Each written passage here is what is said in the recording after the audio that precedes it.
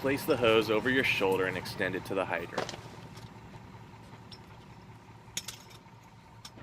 Anchor the hose. Yell "go" and motion with your hand to send the engine. Hold the hose in a bite to prevent injury if the coupling slides between your hands.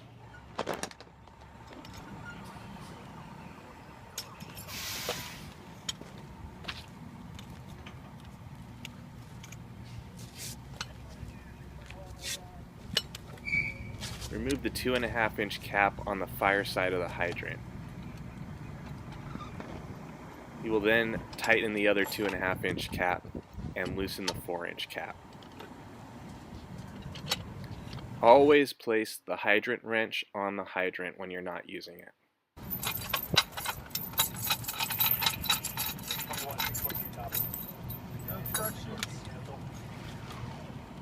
Secure the eddy valve to the 2.5-inch discharge. Make sure that the eddy valve is closed. Remove the 4-inch hose and secure it to the 4-inch discharge on the hydrant. Make sure there are no obstructions in the hydrant.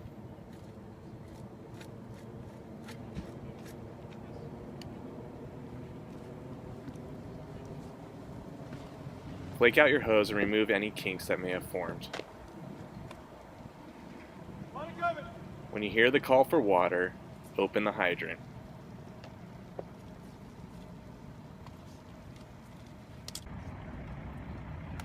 You'll need to open the hydrant slowly and mouse water up the line to the engine to prevent water hammer.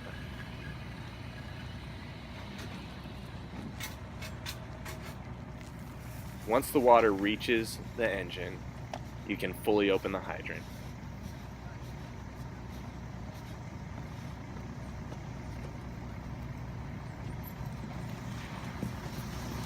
Return to the engine, but remove any kinks on the way.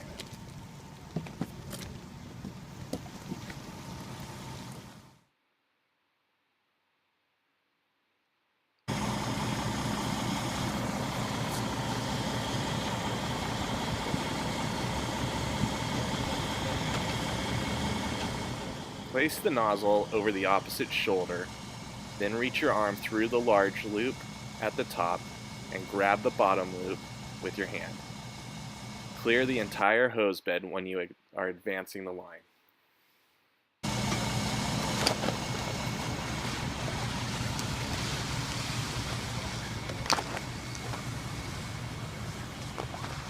Release one loop at a time as the hose pulls tight.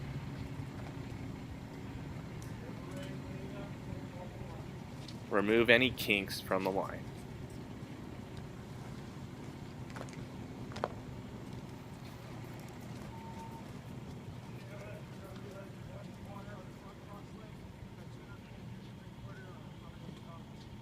Call for water. In this case, water was called for on the radio. Control your nozzle.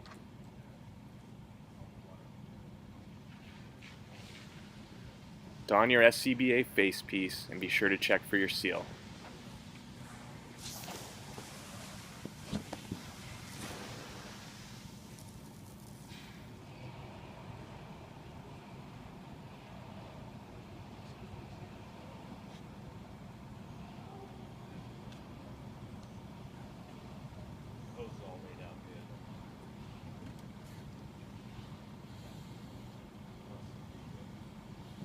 Once you have all your PPE on, check the pattern on your nozzle. Open up the bail and flow the water in the proper pattern.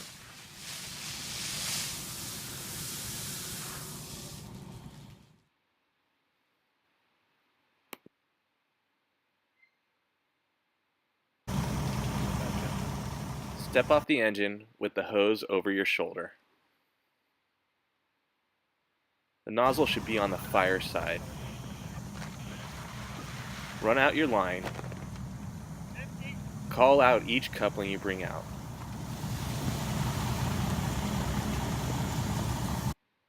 Always have the coupling behind you. Pick the hose up in front of the coupling.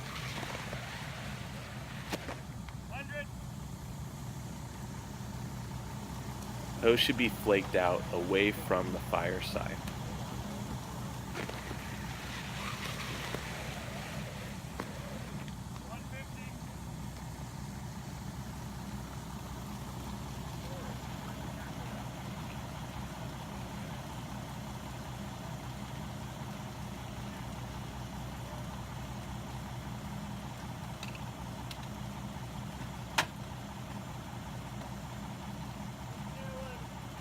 Break the hose coupling and place the excess hose back into the hose bed. Notify the engineer of the hose size, the nozzle type, the length, and the discharge used.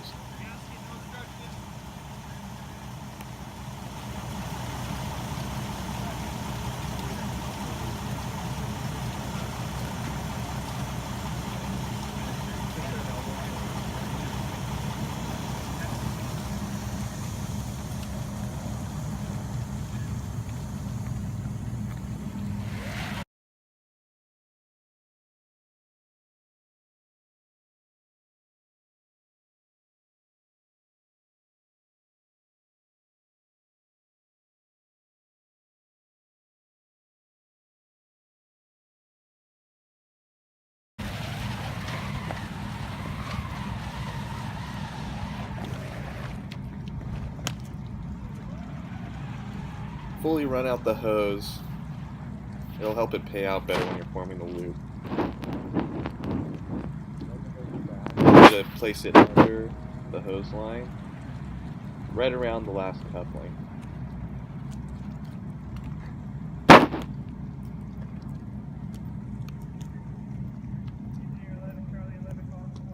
This cross in the hose is going to be what's anchoring your hose line. You want to try to extend about 10 feet of hose behind you in a straight line.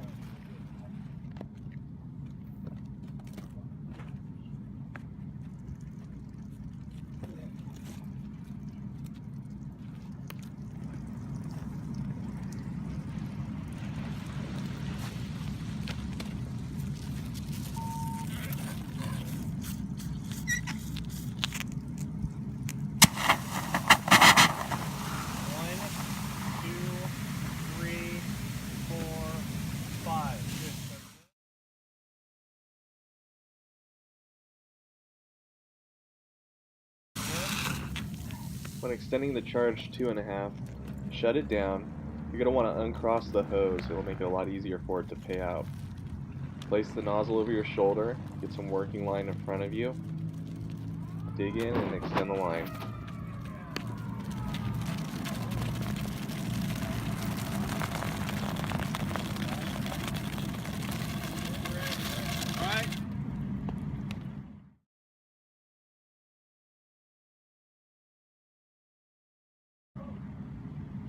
When converting the 2.5-inch line over to the high-rise pack, you're going to want to remove the stacked tips from the 2.5-inch nozzle.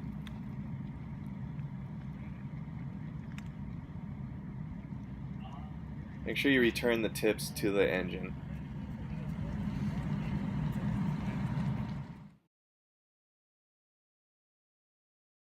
Engineer, let me get a high-rise pack, 200 feet into 3/4. Go on the end of that 2.5.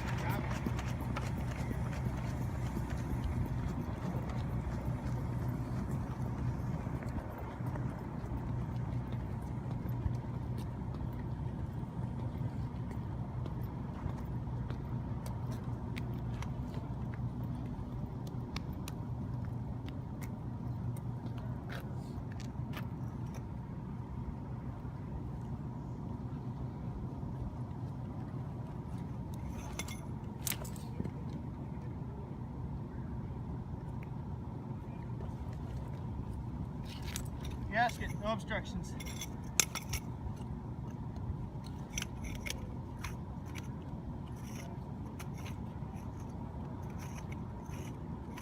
When you're ready to pay out the line, grab the nozzle in one hand and the coupling in the other hand. That'll help you pay the line out neatly.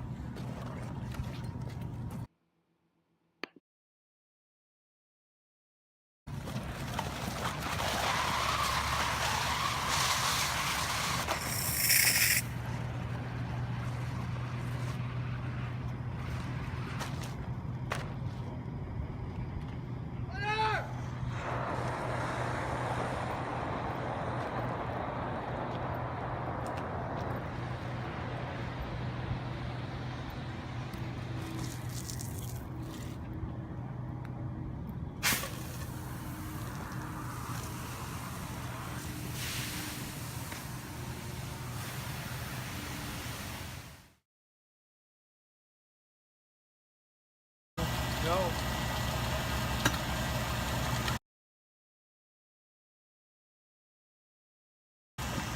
Call out your length as you run out the hose line. If you can avoid laying your hose out over existing lines, do it. We have some open space on the side here that you could lay your hose line out in without having to run over existing hose lines.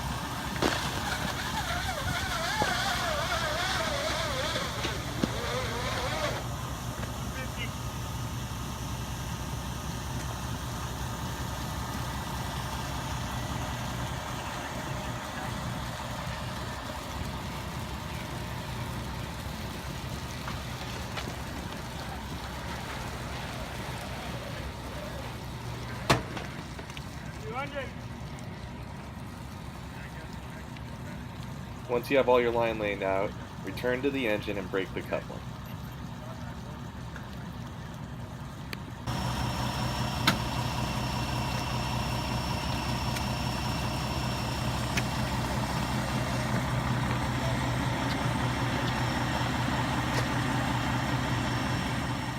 Connect your coupling to the panel. You're going to want to use the panel side that's away from the engineer if possible. You're going to need a 4-inch double female to complete this operation.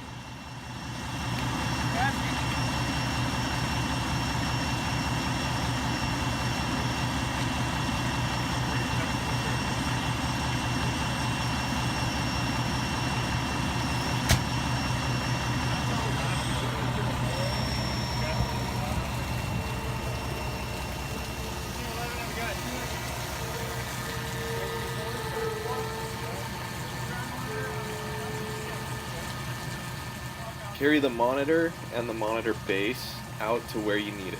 You're going to want to lay this out before you put your hose line out. This will give you a target to pull your hose line to.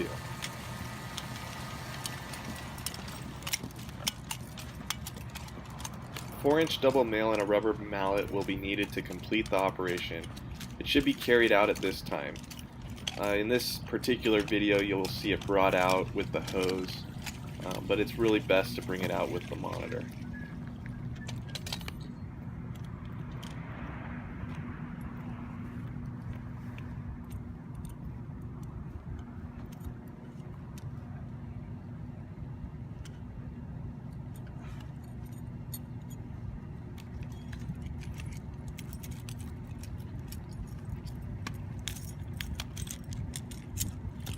Detangle the straps and unwrap the chain. The straps are going to be used to anchor the monitor base to the 4-inch hose, and the chain is used to anchor into the ground or into another object like a post or a fence.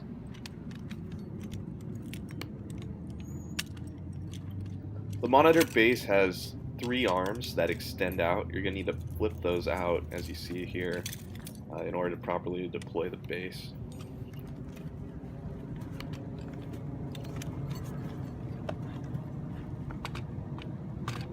You're going to, at this point, connect the monitor to the monitor base. It's secured by 2 pins. You're going to place those pins to connect them together.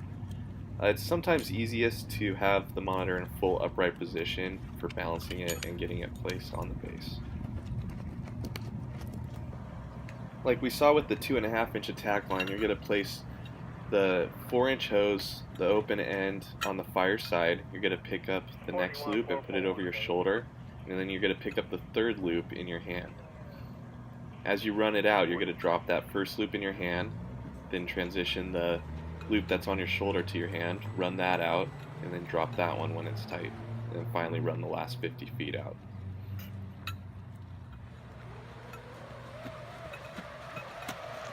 With the portable ground monitor, you're going to want to drop your last coupling 10 feet from the monitor base on either side. The coupling should be more or less in line with the front of the monitor base. At this point, run your hose line straight out.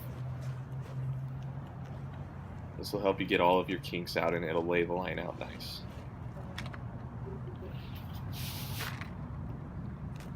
Run back towards the monitor base in a sweeping arc. Running it back like this will allow the hose line to come right to the front of the monitor base where it needs to be. It'll also help you form your loop. You need to have 10 feet on both sides of the monitor and 10 feet behind the monitor.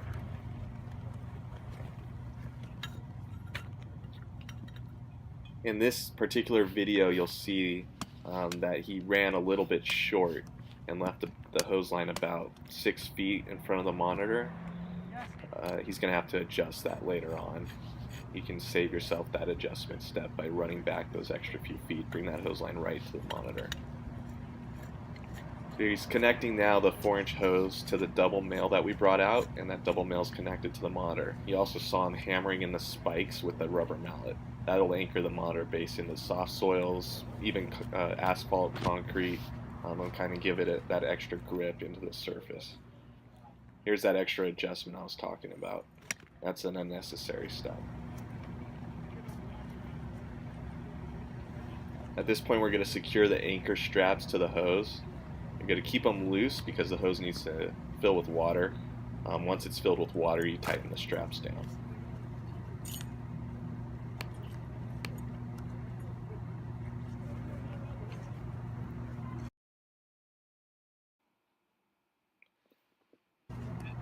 It's important to have that monitor at a wide fog and have it in the fully upright position. It'll give it a lot more stability when it's being charged. You also want to make sure it's never above 1000 GPM on the ground. It does have a 1250 GPM setting. That's for when it's attached to the engine only.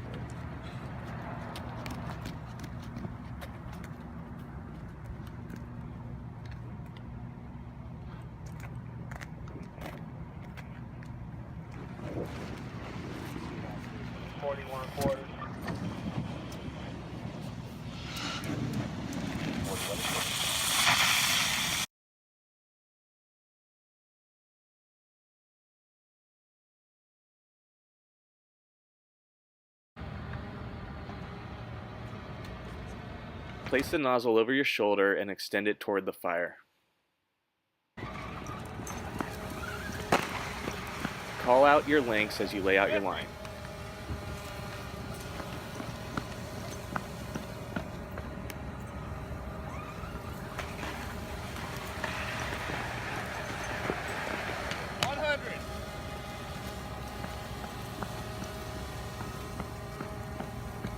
Return to the engine and break your coupling.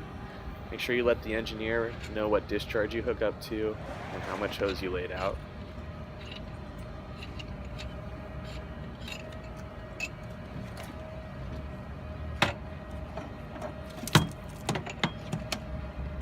Gasket.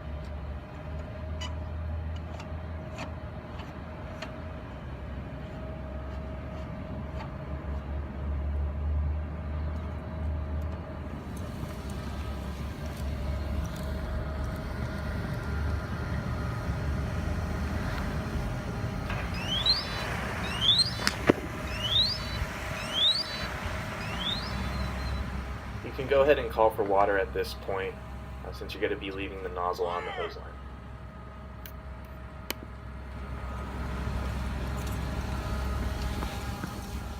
Return to the rig and grab the 2 high-rise packs.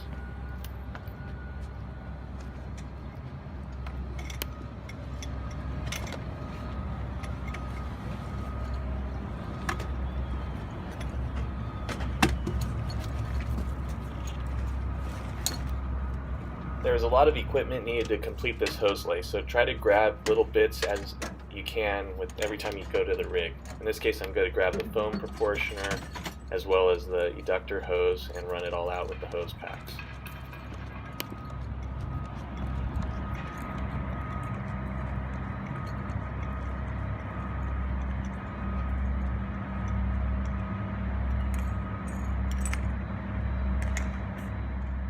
Return to the rig and grab 2 buckets of foam. Grab any other equipment you can. I'm going to be grabbing the wrench to open the foam jugs as well as the aerator nozzle.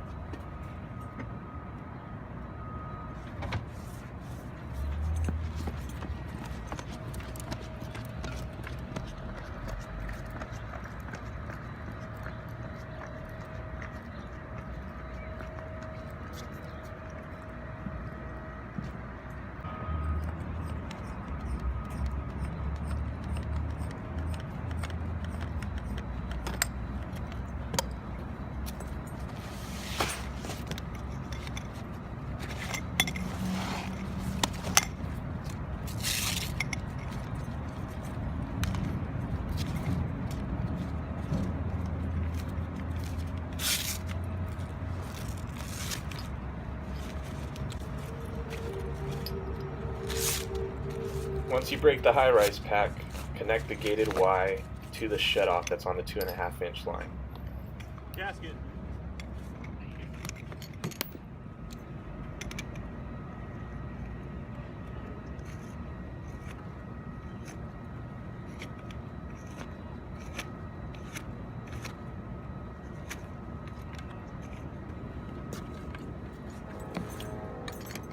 Once the gated Y is hooked up, you can hook the foam eductor onto the open end. It's going to be awkward to hook it up. It's a lot of appliances in this little space here, so just make it work. The foot tilt lift won't really work when you have these many attachments on the end of the nozzle, so you can put it between your legs, put it between your feet, or kind of rest it on your foot like I did here. Once that foam eductor is hooked up, we'll break the other high-rise pack, we'll hook that up to the foam eductor, and then we'll be ready to set up our foam operation.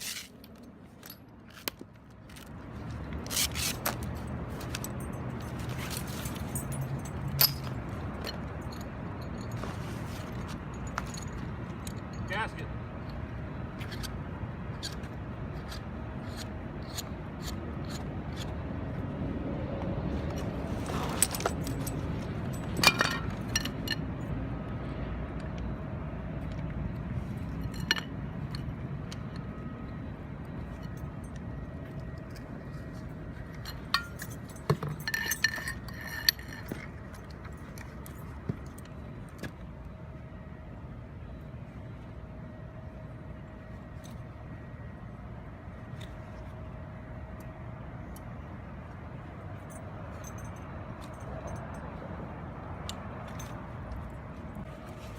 Extend the protection line first. Grab the nozzle over your shoulder and grab near the coupling with your other hand. That'll help the hose pay out in a nice lazy W.